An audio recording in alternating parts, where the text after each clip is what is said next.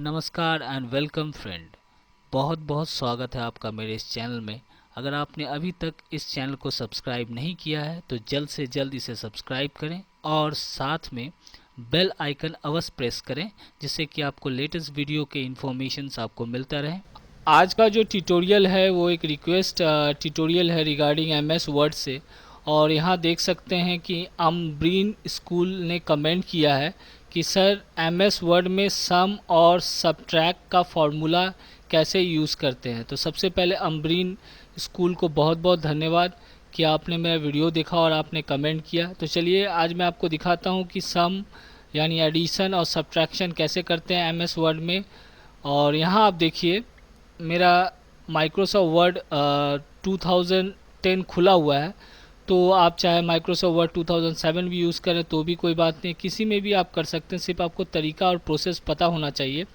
तो यहाँ पे देख सकते हैं एक टेबल आपको दिख रहा होगा। यहाँ पे देखिए ये जो ऊपर वाला टेबल है, यहाँ पे देखिए ये जो टेबल है, यहाँ पे देखिए सम लिखा हुआ है और 60 और 40 इसको हमें ऐड करना है, इसीलिए मैंने यहाँ पे सम लिख दिया जिससे आप समझने में आपको आसानी हो।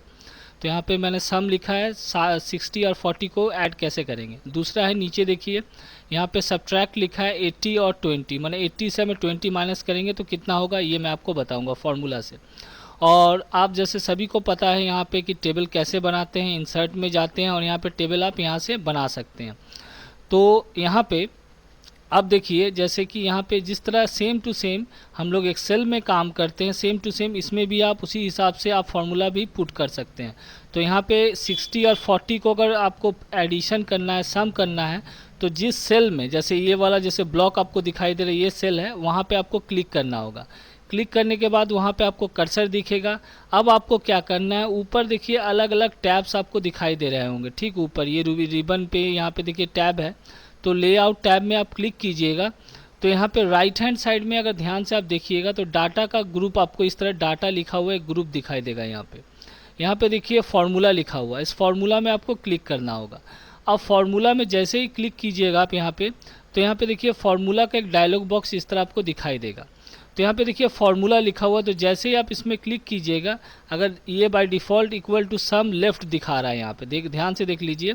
तो यहाँ पे ये सम का फार्मूला है, मतलब ये बायां तरफ का मुझे इसको ऐड करना है, ये 60 और 40, मतलब ये लेफ्ट हैंड साइड में नंबर्स है इसीलिए इक्वल टू सम लेफ्ट। तो ये फार्मूला है इसका ऐड करने का, सम का। आप बिना फार्मूला का भी कर सकते हैं, मैं आपको बताता हूँ कैसे। पहले इसका देख लेते हैं, इक्वल टू सम लेफ्ट मतलब इधर का आपको टोटल करना है। अब आपको ओके पे क्लिक कर देना है।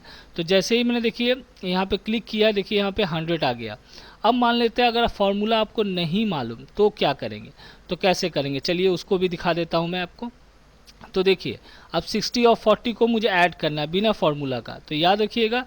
तो जिस सेल में करना है वहाँ पे आपको क्लिक करना है, फिर आप यहाँ लेआउट टैब में जाना है, उसके बाद डाटा का ये जो ग्रुप है फार्मूला में चले जाइए। अब देखिए अभी भी देखिए हमें दिखा रहा है ये फार्मूला दिखा रहा है, लेकिन हमें फार्मूला के ये फार्मूला से नहीं करना है, तो इसको हमें डिलीट कर देते हैं। देखिए यहाँ से मैं डिलीट कर देता हूँ। तो जिस तरह एक्सेल में, माइक्रोसॉफ्ट एक्सेल में हर फार्मूला को एग्जीक्यूट करने के लिए स्टार्टिंग में आपको इक्वल टू मतलब बराबर का चिन्ह देना पड़ता है। तो इक्वल टू का साइन आपको दिख रहा होगा।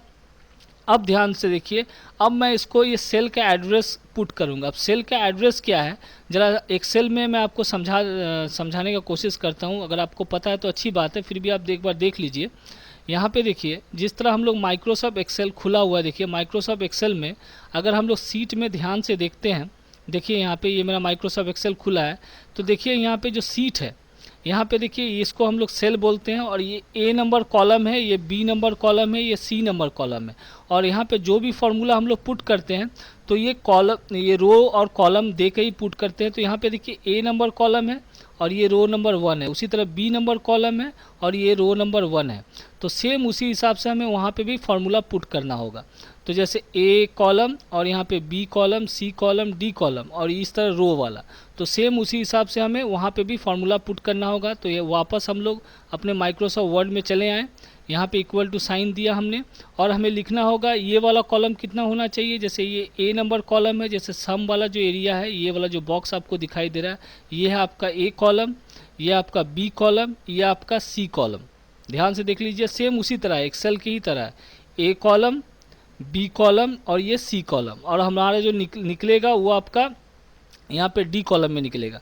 तो ये वाला क्या करना होगा, तो ये ए वाला कॉलम में, ये वाला ए वाला कॉलम है, ये मेरा बी वाला कॉलम है, तो ये बी, और यहाँ पे अगर सेल के जैसे एक्सेल की तरह रहता है तो ये कितना रो में होता है, तो यहाँ पे 1 हो जाता है। तो यहाँ पे B1 लिखना होगा प्लस बी, यहाँ पे देखिए यहाँ पे C1 लिखना होगा। तो यहाँ पे मैं लिखता हूँ, देखिए B1, उसके बाद शिफ्ट दबा के प्लस का साइन दिया, उसके बाद हमें करना है C, ये वाला कौन सा कॉलम में होना चाहिए, C कॉलम।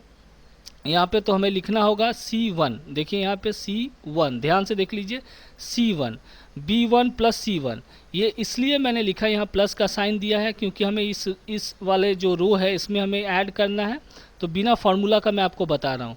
तो B1 इसलिए क्योंकि ये A नंबर कॉलम है, ये B नंबर कॉलम है, ये आपका C नंबर कॉलम है। तो ये हो गया आपका B1, ये ऊपर वाला रो जो है 1 रो है, 1 नंबर रो है, नीचे वाला 2 नंबर रो है। तो B1 प्लस यहाँ पे C1 इक्वल टू साइन दिया हुआ है, प्लस आपको क्या कर देना, अब ओके पे क्लिक कर देना। देखिए 100 ऑटोमेटिकली यहाँ पे 100 आ गया। अब जैसे यहाँ पे सब्ट्रैक्ट करना है, तो देखिएगा जनरली क्या है, यहाँ पे अगर क्लिक करके हम लोग ये लेआउट में जाते हैं और ये डाटा में अगर जाते हैं, फार्मूला में क्लिक करते हैं, तो यहाँ पे देखिए सब शो कर रहा है, लेकिन इस फार्मूला से आप अगर इस फार्मूला का यूज़ कीजिएगा तो वहाँ पे एरर बताएगा, गलत बताएगा, देख लीजिए आप, नहीं होगा। तो इसके लिए क्या करेंगे, देखिए यहाँ पे सिंटेक्स एरर बता दे रहा है, तो इस फार्मूला से यहाँ से आप सब्ट्रैक्शन नहीं कर पाइएगा। तो इसके लिए क्या करेंगे, तो सेम 80 से हमें 20 माइनस करेंगे तो कितना होगा, यहाँ पे हमें अभी दिखेगा। तो यहाँ पे हम लोगों ने क्लिक कर दिया, उसके बाद आपको क्या करना है, लेआउट में क्लिक करना है, यहाँ डाटा का ग्रुप में जाना है, फार्मूला में क्लिक कीजिए। अब यहाँ पे जो ये जो फार्मूला का डायलॉग बॉक्स आया हुआ है, यहाँ पे इक्वल टू सब दिया, इसको हमें डिलीट कर देते हैं, ये मैंने डिलीट कर दिया।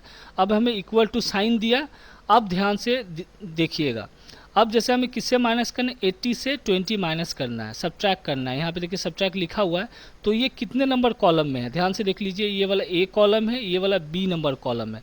तो ये B नंबर कॉलम में है, तो यहाँ पे लिखना हमें होगा B लिख दिया हम लोगों ने।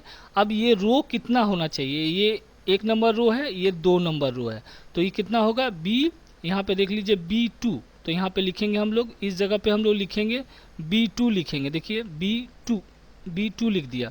अब माइनस का साइन देंगे हमें, तो माइनस का साइन सभी को पता है, ये दे दिया मैंने, ये हाइपरनुमा साइन है, माइनस का साइन दे दिया।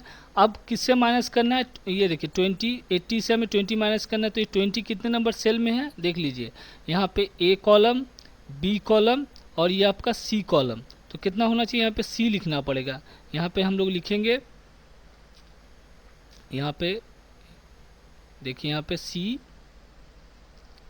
यहाँ पे हम लोगों ने C, और यहाँ पे कितना लिखना है हमें, यहाँ पे C और ये 2 लिखा मैंने, C2, देखिए मैं C2 लिख दिया, ध्यान से देख लीजिए। यहाँ पे हमने लिखा, देख लीजिए यहाँ पे ये है आपका 80 किस में है, यहाँ पे A और यहाँ पे B नंबर कॉलम में है, तो B2 लिखा। यहाँ पे ये 20 है, यहाँ पे C नंबर कॉलम में है और रो नंबर 2 में है, तो यहाँ पे 2 लिखा। अब हम लोग क्या करेंगे, ओके पे क्लिक कर देते हैं, ये देखिए 60 आ गया, देख लीजिए 60, 80 से अगर 20 माइनस करेंगे तो ये होगा 60। आई होप आपको समझ में आया होगा कि कैसे यूज़ कर, सिंपल है, जिस तरह हम लोग एक्सेल में काम करते हैं। यहाँ पे देख लीजिए एक्सेल में ये A नंबर कॉलम है, B नंबर कॉलम है, C नंबर कॉलम है, तो जिस तरह इसमें हम लोग माइनस करते हैं, तो सेम उसी तरह उसमें भी हमें माइनस करना होता है। सिर्फ आपको सेल नंबर और ये है रो नंबर, जैसे A number column, B number, ये 1 नंबर रो है, ये 2 नंबर रो है, ये 3 नंबर रो है, तो इस तरह सेम टू सेम उसी तरह आपको यहाँ पे माइक्रोसॉफ्ट वर्ड के अंदर भी आप कर सकते हैं। तो आई होप आपको समझ में आया होगा, जरा सा लेंदी हो गया, कुछ बातें मैं बार बार रिपीट इसलिए करता हूँ जिससे कि आप अच्छी तरह समझ पाएँ, आपको दोबारा वीडियो देखना ना पड़े, इसलिए मैं बार बार एक ही वर्ड को रिपीट करता हूँ, तो उसके लिए माफ़ी चाहता हूँ, लेकिन मैं कोशिश कर रहा हूँ कि आप अच्छी तरह से समझ सकें। और भी कुछ जानना चाहते हैं तो प्लीज़ कमेंट कीजिएगा, और मेरा वीडियो देखने के लिए बहुत बहुत धन्यवाद।